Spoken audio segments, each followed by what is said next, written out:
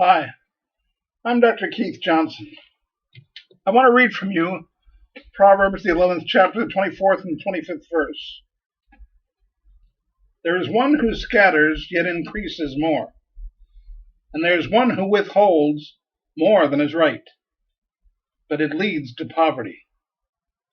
The generous soul will be made rich, and he who waters will also be watered himself. The Bible is obviously edging us towards generosity and trying to teach us some of the basic principles on how to live happily and satisfyingly.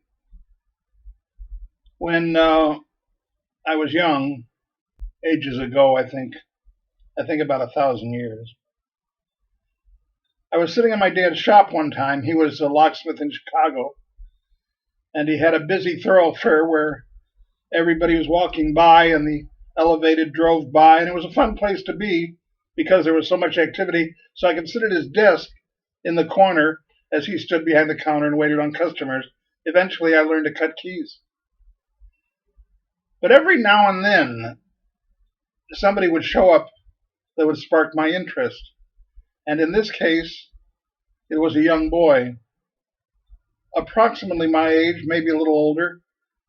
He was carrying a staff, and he had a bag, and he had on a jacket that was not in good shape. And he came into the shop, and he walked up to my dad, and he said, "Do you have something I could eat?" And without hesitation, Dad said, "Oh, I got plenty. You stay right there." He walked to the back of the shop. He was in the kitchen area about 5 minutes, and then he came out, handed the boy some bread, some jam, and a couple eggs. The little boy was very grateful, and he walked out thanking him. But that sparked my interest because when I remembered looking in the kitchen, there wasn't much there. So while Dad was busy behind the counter and I was quiet, very rare occasion, I went back to the kitchen to look and see what Dad had in the refrigerator. When I opened it up, I found that there was a carton of eggs, only 2 left. The carton was empty. And there was a little milk and a small loaf of bread, I think about 3 pieces left, and that was all he had. And it suddenly dawned on me that Dad was just very generous. He just had a good soul. He was anxious to help. He wanted to be there of service.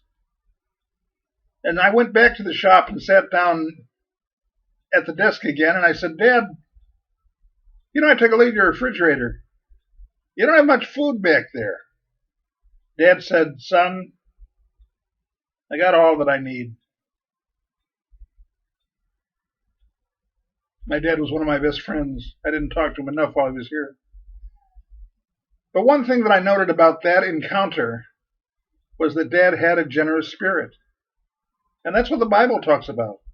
The Bible talks about our learning to have a generous spirit, and it warns us what happens if we don't. Now, the very clarity of the Bible is trying to guide us to have a satisfying and happy life. And the reason that some of us are so miserable is because we're trying to cling on to things that aren't ours. We don't own the stuff down here. I don't care what kind of deeds you've got, or I don't care what kind of stuff you think you've got in this world. You don't own it. God gives it to us, just like he did to Adam and Eve. They didn't own the world, but God told them to take care of it. He said that I would give you charge of the world to take care of it. It's up to us to take care of the world. And it's up to us to take care of ourselves. And those things that God has given us. And the only thing that makes sense to help us take care of things properly is a generous spirit. We need to believe in giving instead of getting. And in those 2 verses, the warning is